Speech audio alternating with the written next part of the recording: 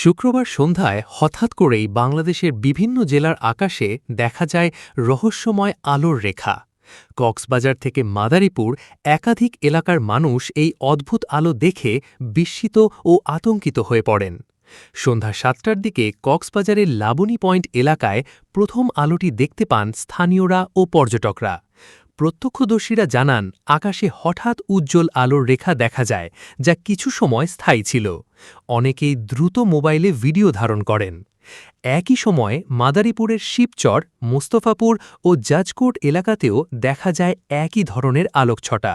স্থানীয়দের ভাষ্য, হঠাৎ আকাশে এমন দৃশ্য দেখে অনেকে আতঙ্কিত হয়ে পড়েন। কক্সবাজার আবহাওয়া অফিস জানিয়েছে, এটি আবহাওয়াজনিত কোনো ঘটনা নয়। প্রাথমিকভাবে ধারণা করা হচ্ছে এটি দূরপাল্লার কোনো মিসাইল পরীক্ষার আলোর প্রভাব হতে পারে। তবে রহস্যময় এই আলোর প্রকৃত উৎস এখনও নিশ্চিত করা যায়নি। ঘটনাটি নিয়ে সামাজিক যোগাযোগ মাধ্যমে চলছে ব্যাপক আলোচনা ও নানা জল্পনা কল্পনা।